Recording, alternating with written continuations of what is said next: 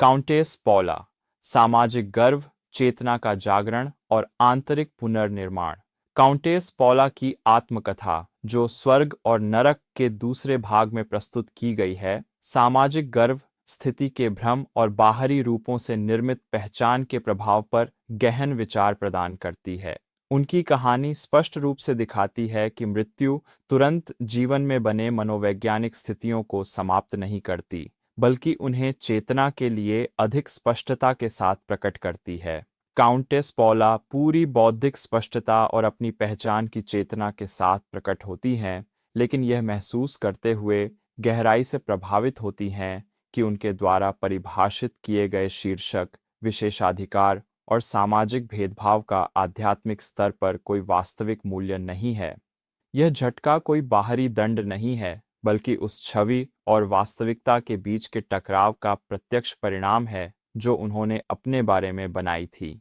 आधुनिक गहरी मनोविज्ञान इस स्थिति को समझने में मदद करती है। जब व्यक्तिगत पहचान अत्यधिक सामाजिक भूमिकाओं, बाहरी मान्यता या प्रतीकात्मक शक्ति पर निर्भर होती है, तो इन संदर्भों के खोने से आंतरिक संकट उत्पन्न होता है। आध्यात्मिक स्तर पर जहां सामाजिक मुखौटे नहीं होते, चेतना को वास्तव में जो है उसे बिना किसी स्थिति या प्रतिष्ठा के फिल्टर के सामना करना पड़ता है। स्पिरिटिज्म स्पष्ट करता है कि काउंटेस पौला का दुहुक जानबूझकर की गई बुराई के कार्यों से नहीं, बल्कि गर्व, वैनिटी और झूठी श्रेष्ठता से उत्पन्न होता है, जिसने उसकी कई पसंदों को निर्देशित किया। नैतिक पीड़ा तब उत्पन्न होती है जब चेतना यह महसूस करती है कि उसने एक छवि को बनाए रखने के लिए अधिक जिया है, न कि दीर्घकालिक आंतरिक मूल्यों को विकसित करने के लिए। आधुनिक विज्ञान इस पढ़ाई को मजबूत करता है, यह दिखाकर कि सामाजिक पहचान के प्रति लगाव हानि की प्रक्रियाओं में मनोवैज्ञानिक पीड़ा के मुख्य स्रोतों में से एक है। जब व्यक्तिगत मूल्य की भावना बाहरी कारकों पर निर्भर करती है, तो इन कारकों का टूटना खालीपन और भ्रम पैदा करता है। आध्यात्मिक स्तर पर यह टूटना पूर्ण है, क्योंकि केवल चेतना की नैतिक सामग्री ही बचती है। गवाही का एक और महत्वपूर्ण बिंदु आंतरिक जागरण की शुरुआत है।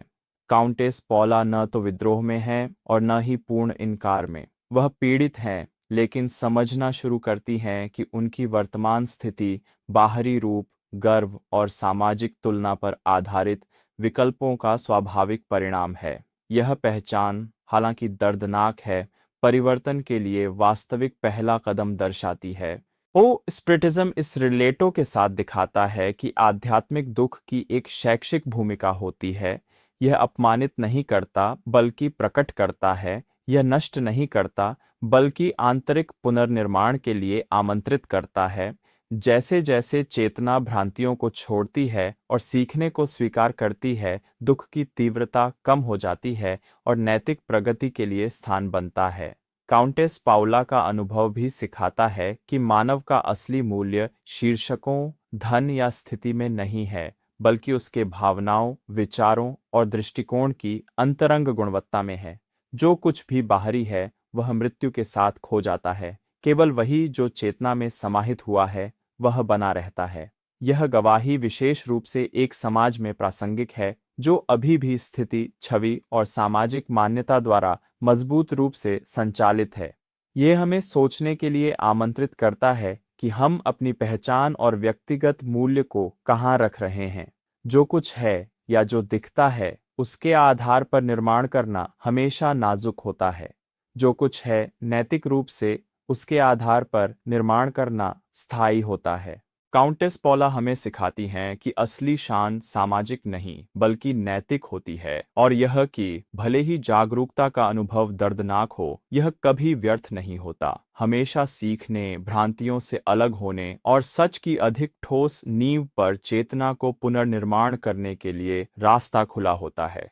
यदि इस गवाही ने आपको गर्व, पहचान और आवश्यक मूल्यों पर विचार करने में मदद की है, तो लाइक करें, साझा करें और अपनी टिप्पणी छोड़ें। आपकी भागीदारी इस संदेश को अधिक लोगों तक पहुंचाने में मदद करती है।